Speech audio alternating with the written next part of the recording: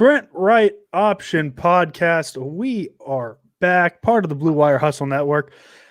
Jason, I was working hard today and I was thinking about Chris Berman nicknames to introduce you. This is what I do at work. I think of ways to introduce you. And I wanted to tell you before I did it so you're not thrown off. So when I give you a nickname from now on, I just need a scale of 1 to 10 of what you think of that nickname. Okay, Sprint Right Option Podcast. I'm Andrew Pasquini. As always, next to me we have Jason.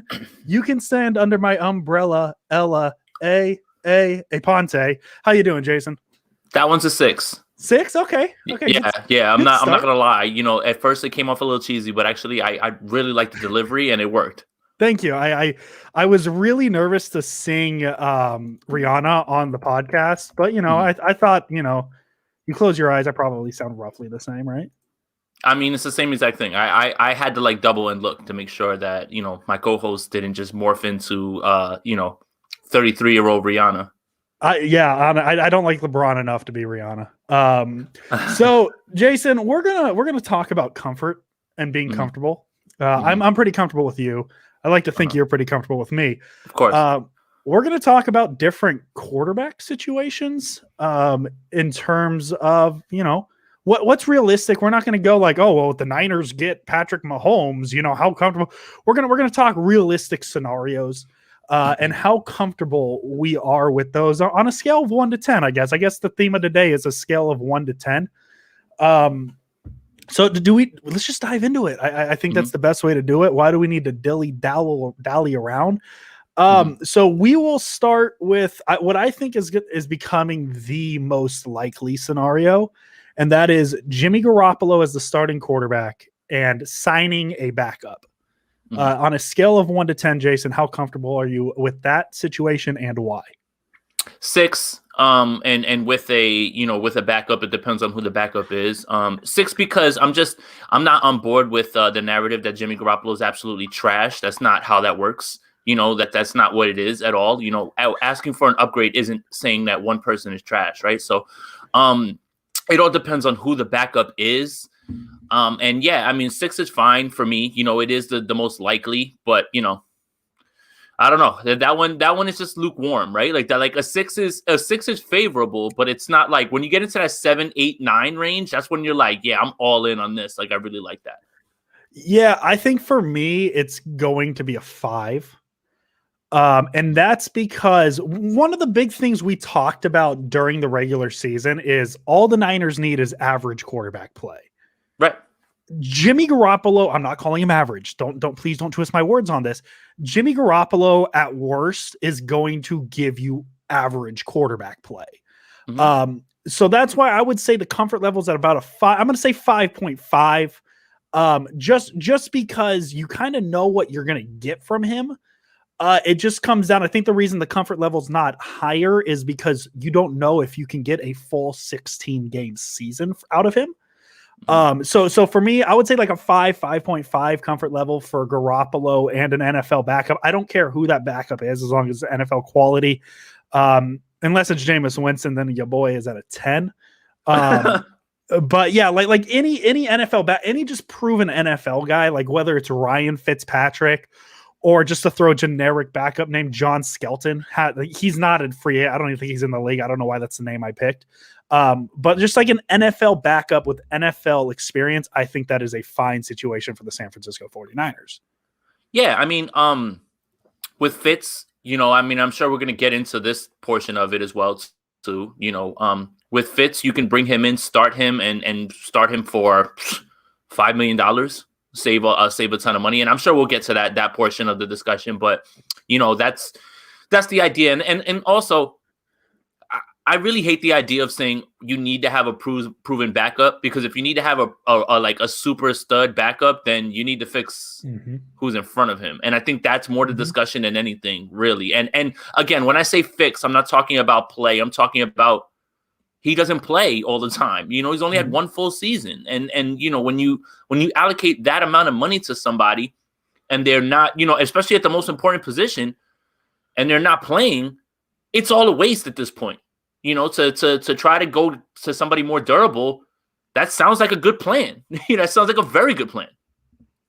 Yeah, and I guess would you say that Rosen's the backup, or do you think they're looking for another backup? Do you think they're comfortable with Rosen being that third quarterback, I or do you don't know. think It's they're weird. ready to go into him as a backup? It's weird, honestly, with that, because you can look at the way that the 49ers brought him in, as, oh, okay, they want to see what they've got. But, when you listen to what's being said around him, I'm not certain that they're like all in on him being the backup, right? Like they brought him, like he's back he's going to be on the roster. We know that, but I don't think that they have him there with anything other than the intention of just having him on the roster. Nick Mullins is probably going to find his way back on this roster. Doesn't matter who the starting quarterback is at this point, right? Because of his injuries and stuff like that they said it's not as severe. So, yeah, man, I mean, Rosen will probably be on this roster, but I mean, I don't think they see him anything more than, like what you said, like a backup, honestly, at this point. We'll adjust it slightly now. Jimmy Garoppolo with a first round at the 12th pick as his backup. So the 49ers stand put, which I think we're essentially putting Trey Lance or Mac Jones in this box, I think. I don't think any of the big three are going to get to 12, and I don't think you're going to take a Kyle Trask at 12. I think Mac Jones is very much reaching at 12 as well. So Garoppolo with a quarterback selected at 12 as your quarterback situation. Because of the quarterback that's going to be selected, right? This is why, right? If you told me there was a chance that maybe Justin Fields will fall to 12, cool. But I think you hit the nail on the head. I don't even think Trey Lance makes it to 12. So it would be Mac Jones, who would be severely overdrafted at 12. Yes. So my response, if I was a 6 with Jimmy and a backup, I'll be like a 5 with that and Mac Jones, right? Because then it's like, at this point, it's like, man, you are really capping your upside here by having like someone who is basically a Garoppolo clone. The only thing that he does better than Garoppolo at this point is throw with anticipation. But at the college level, in a pro-style offense with Devontae Smith and Waddle and Jerry Jeudy and Henry Ruggs and it's crazy, man. These were the people that were around, so it's weird, man. I don't know, man. Yeah, I'm probably at about a 4 because I feel like maybe even a 3 with that situation, and it has nothing to do with Garoppolo. I just think that you're flying too close to the sun with a Mac Jones at 12 and just having the same situation and having a Nick Mullins as the backup, where it's just like, sure, he's going to look good every so often, but is he going to be good enough to consistently do so? That's my biggest concern, and it really comes down to Garoppolo. Like, it's so funny how much of my brain for the 2021 49ers comes down to, well, if Garoppolo can stay healthy, how good is that? And yeah, Mac Jones is better than Mullins, Jordan. I'm not saying he's not. I'm just saying you're risking having that situation. That's my thing is what I'm saying is you're risking having another situation where it's a very unproven guy and you don't know how well it's going to translate. It could work, but it also might not work, and it could be very much a crash and burn situation. So that's my general feel with it is putting that much stock in the 12th pick just to be a backup just in case. I feel like it's not as comfortable for me as it is having Garoppolo in an NFL backup, if that makes sense. Yeah, I mean, and then, if you take Mac Jones there, then fine, you have him, he's cost controlled, you don't have to pay him or anything like that. So there's positives to it. It's just that it seems redundant to have Jimmy and Mac Jones. If you're going to do that, then just start Mac. It's the same thing. Yes. And then let's slide it down. Let's say the Niners decide to go edge rush, offensive line, whatever you want to say, they go in the first round, and they save that quarterback draft pick. And this for me would be them committing to Jimmy. Is going second or later rounds, which I think if you're going second round, you're probably only going to get Kyle Trask, which feels like a reach at that point. And I think that is a situation where if they decide to go with a quarterback in the later rounds, I think that's a situation where you're going to see Josh Rosen as the backup and maybe develop a guy. Kobe brings up a good point too. The name I was going to say was, I would be cool if they wait later rounds, if they're going to go that route and go Jamie Newman as the third quarterback and have Rosen be the backup. But let's just stick with this. Let's say second round quarterback as the backup behind Garoppolo. How comfortable are you with that? I'm less comfortable because then you're talking about Kellen Mond, Jamie Newman, all these guys. I'm less comfortable. Like I've been on record saying that the first 4 quarterbacks are the ones I'm interested in, not interested in anybody else. Sorry. I like, you can take your chances with these developmental quarterbacks all you want. Good luck. And if you tap into it, cool. But if not, I'm big on knowing what knowing what I know and not relying on the unknown. And I'm good on Kellen Mond. Jamie Newman is a complete project. Yes. I'm good. Ian Book is garbage. Like there's just like, it's after those first 4, everything just becomes muddy and it's just like you're hoping for whatever it is that you think about these guys. And I'm all the way good on that. So that one, if it's those guys, now you're at like a 4, you're at a 3 now is comfortability. Yeah, I feel like the longer they wait, the more uncomfortable I'm going to get. I'm definitely going to be fidgety like day 2 of the draft. Just like, oh my God, what are they doing? What are they doing? What's going on here? So yeah, I'm probably at a 2 once again, not because of Garoppolo, has everything to do with what the backup situation is. And I really hate that we're talking about backup situations because I feel like it's almost like a shot at Garoppolo, which it isn't. It's just kind of where they're at right now. I would say the backup is a bigger need than the starting quarterback right now, which sounds really weird, but that's where I'm sitting at today. So now you said the 4 quarterbacks ahead, the 4 quarterbacks you want. Trevor Lawrence is probably off the board in that situation, right? They're not trading not even up to considering 1. him. So let's say hypothetically, the Niners trade up to 2. Let's just make this the deal. They're trading up to 2 to get their quarterback. Now, in this situation, you're not trading up to 2 and having that guy back up. Like that, I think that's off the table at this point. I don't think you're trading up to 2 to have him sit a year behind Garoppolo. So we'll start here. On a scale of 1 to 10, Justin Fields is your week 1 starter for the San Francisco 49ers. How comfortable do you feel? 10. Oh, 10. 10. Okay. And this is the preferred method. This is the way. I don't even watch The Mandalorian. Look, you're talking about giving up draft picks that most of the time 50-50, you know, and let's just be frank, in the first round haven't been hit. There's a lot of bad picks. First round, end of first round, second round, okay? So those picks become less valuable when you're not hitting on them, right? Now you're talking about getting Justin Fields, having him cost control for 4 years, and I know he can hit all those throws that have been open for all 3 quarterbacks this last year, right? Now you can allocate that money in better ways. Trent Williams a lock to come back. Now you can really fill out this roster. I don't see how this is not the preferred method at this point. It's 10 out of 10 that you need to move up and get Justin Fields because 1, you get your guy. 2, the drop-off in play will be minimal, if anything at all, with more upside. And 3, you can fill this roster out. Trading up is the way. I'm on record, and February 22nd is the day that I'm letting everybody know this is what I want. This is really what I want because with Watson, you're going to be giving up tons of things. Yep. With this, you're going to be moving up with picks. I don't know if they're going to be asking for players, but for me, it feels better to have a quarterback who's going to be cost controlled for 4 years before you have to, you know, pick up his 5th-year option and you can fill out this roster better. I think that's probably the best way. Yeah, I'm probably sitting 8-9 with Fields right now. And we let's sidebar just for a second, just to talk about some things that happened this weekend with smoke screens. Really, that's what I see them as.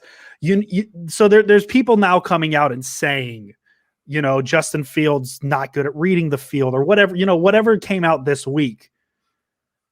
It is February 22nd. Take that all at face value because the people who are saying those things are going to be the Falcons. They're going to be the Niners. They're going to be the teams who are drafting later out of that range, who are saying those things to try and get the draft stock to drop so they don't have to move up for that player.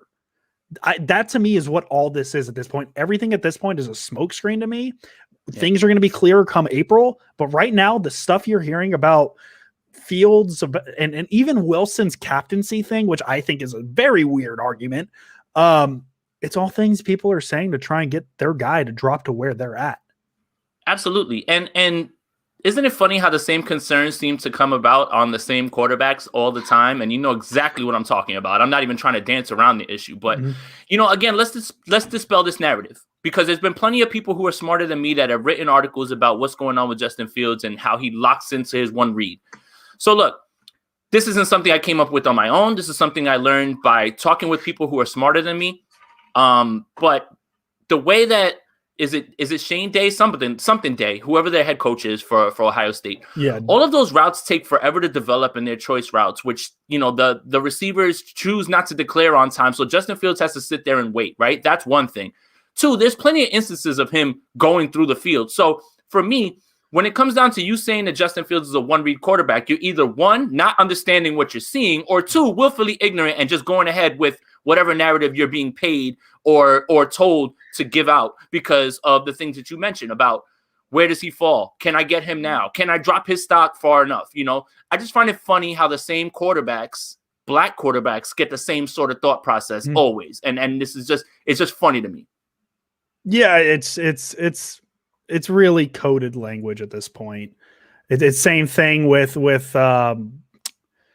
you know, the white players, the white receivers, they get they play with their head. They're smart. You know, it's the same. Bring all their the lunch same. pail. They're scrappy, gym rats, all these things. It's all the same things. You can do it. You can literally set your watch to it. Yep. And this is how you know this is full draft season on February 22nd. People are bored. There's no combine, nothing like that, right? So now you got to overanalyze and everything as well, too. And everything's about the clicks, man. Don't get it twisted that everything is for the clicks and trying to drive content, because I've even found myself in a spot right now where I'm trying to figure out what I can deliver as content goes.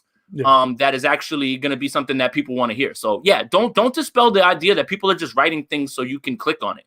Yeah. No, these are all things people are being told, but I do want to say, if you are one of the 10 teams drafting from 2 to 11 and you are watching this podcast, Justin Fields does have issues reading down the field. He takes too long developing his reads. Don't take him. Yep. Right. Everything's right about that. So don't take him. Don't do that. If you're 1 through 11 and you take Justin Fields, that feels like a mistake. Yeah. It honestly, no, it doesn't even feel like a mistake. It is a mistake. I would say 12 is the perfect spot to draft Justin Fields, I would say personally.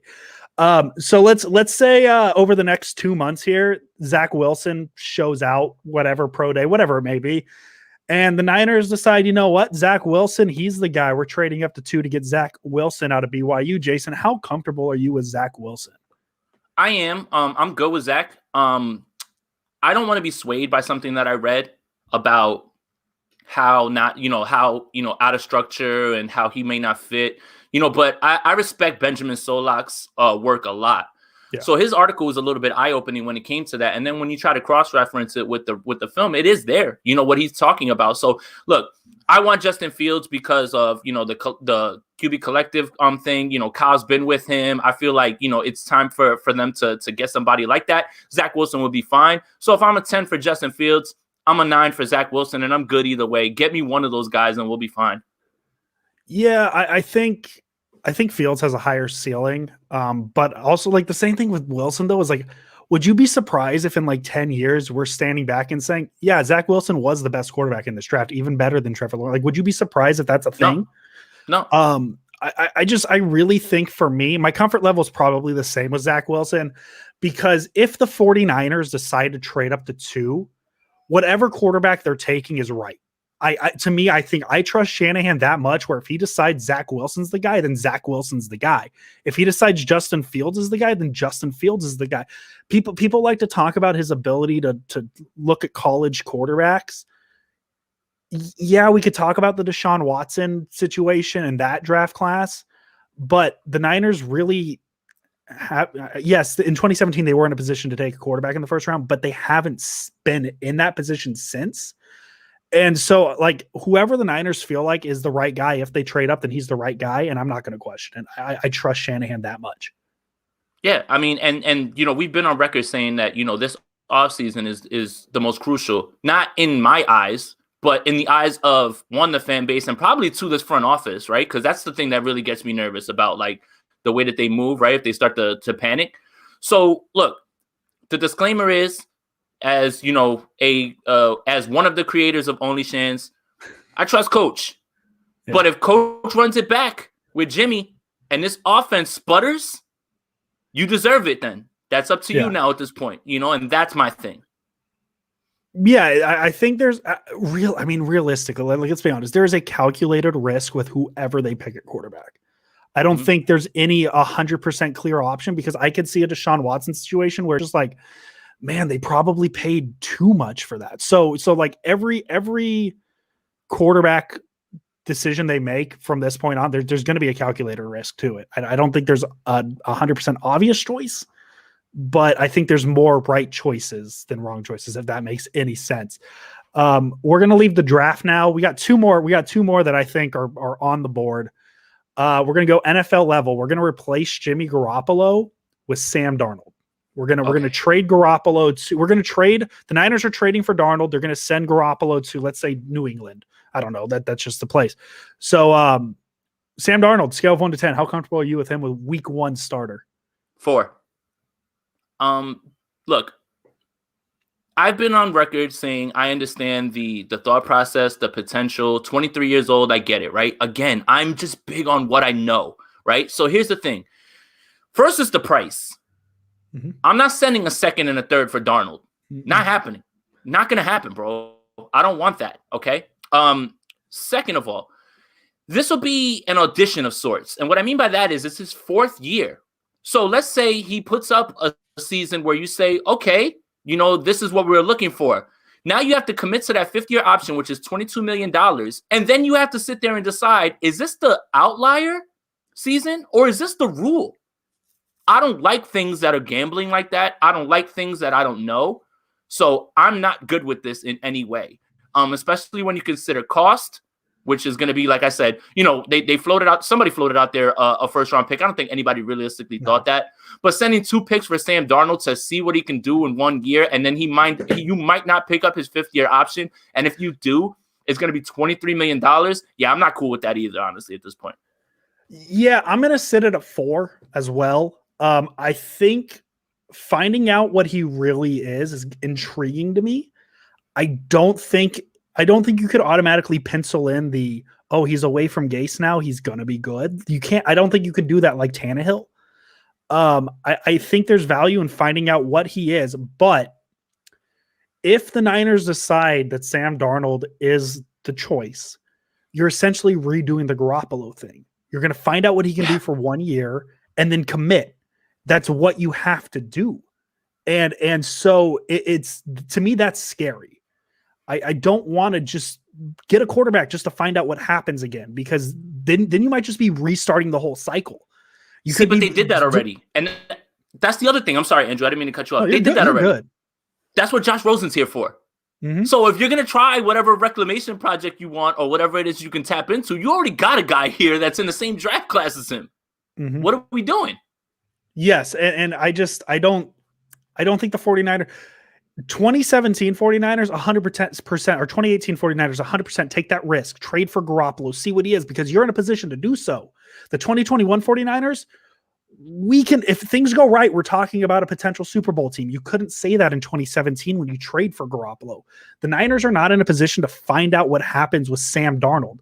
Yes, I'm very much okay with them finding out what happens with Justin Fields or Zach Wilson, because you get 4 years to find out at very low salary cost. Where Sam Darnold, you find out, you get 1 year, and then you're committing a ton of money to him. I think the other value Darnold does have as well, just for the 1 year, is he's still in his rookie contract. You save that cap space by moving Garoppolo. I think that's a good thing. But I think that's where the good things stop on the Darnold idea. So I'll sit at a 4 with him too. Yeah, I mean, that's fair. I mean, again, look, is there a world that maybe Sam Darnold could wake up and he can have something, have all that potential realized? Sure. Am I willing to take a bet on that? Nope. Not on the 49ers pocket, at least. I'm fine finding that out on another team's salary, but not the Niners. So the last one here, and I'm going to ask this one a little differently, Jason, if that's okay, because I think go for it. We both agree that Deshaun Watson as the 49ers quarterback is a 10 out of 10, most likely, just in terms of what he can do on the field. So I'm going to ask this, and I'm using these names. These are not names I'm pulling out of my hat. These are the names that were named in Matt Maioko's article. Rank them 1 to 3 who you are most comfortable with parting. George Kittle, Nick Bosa, Fred Warner. It's probably going to take one of those 3 plus additional picks. What are you most comfortable with, and what are you least comfortable with? What I'm most comfortable with is, God, I can't believe these words are about to come out of my mouth. George Kittle. Ooh, okay. Look, I love George. And if you're watching this, buddy, please do not take this the wrong way, but positional value, how this team is built, you're talking about moving a tight end for a franchise quarterback with picks. I love you, George. I love you, buddy. But you're 28. You're banged up a ton. And if you're talking about slam dunks, this is the one that's least likely. This is the one that's least likely, right? Like, if you put these three names in front of the Texans, the Kittle's the last one. Sorry. Yes. It's just how it is. But the same reason that he's low on their list is why he's high on our list to send, because injury history, play style, 28. You can replace tight ends. I get it. What he does for the run game, I get it. I love George Kittle. I love him. He's my favorite player on this team. Business decision, taking your feelings out of it. It's got to be George Kittle, number one, that you're most comfortable with. This fan base will lose it.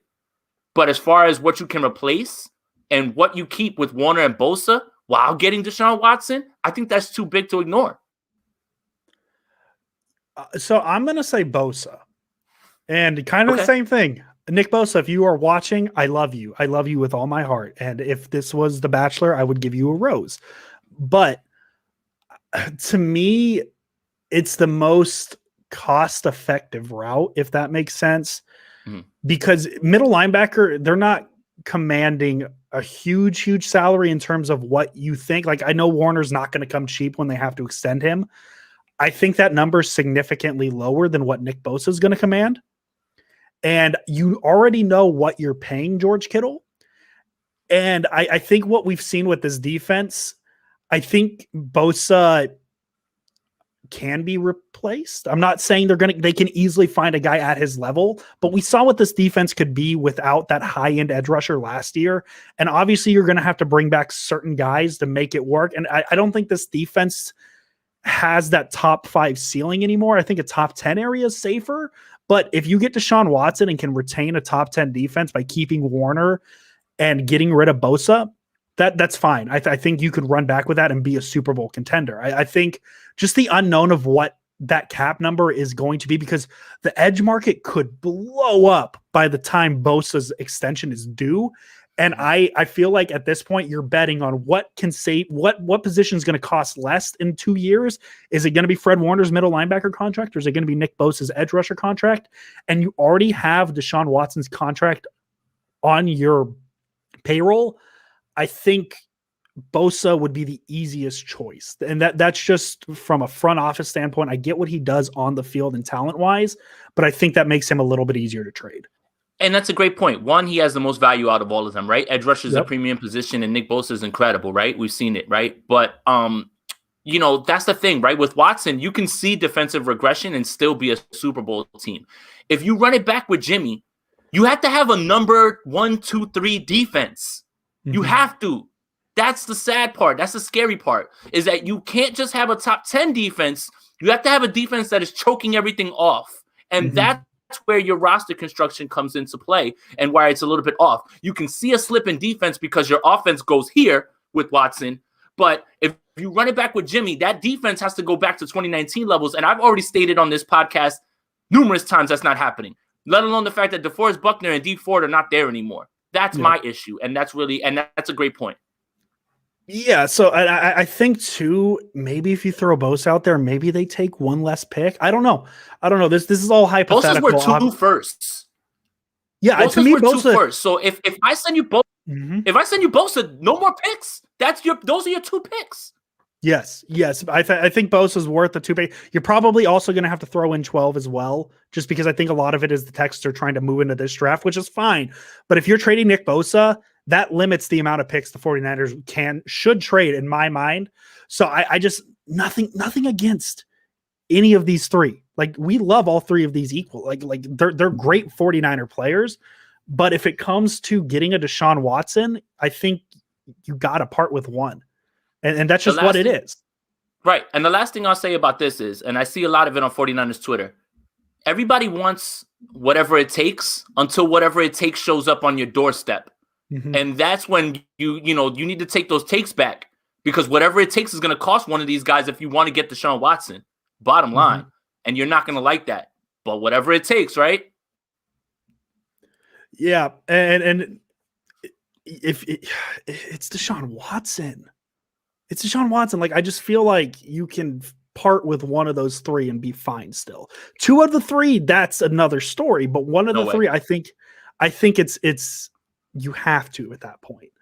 But I mean, I've really talked myself into it. Like, it's not the worst case scenario if Jimmy Garoppolo is the starting quarterback. And I've said this before, that there is significantly worse quarterback situations in the NFL. The 49ers, and I think that's why there's not that much urgency from their part, at least it seems, to be trying to do this. Because I think they know that they're fine enough with Garoppolo, because as we said, average quarterback play is a playoff team. That's all. And I think the 49ers realize that. And if they can make a move, it's the point I'm at is if the Niners know they can make a steal of a move to get a guy like Deshaun Watson or trade up for a guy, I think that's the only way they move off of Garoppolo, is if they know they can win a trade. That's really it.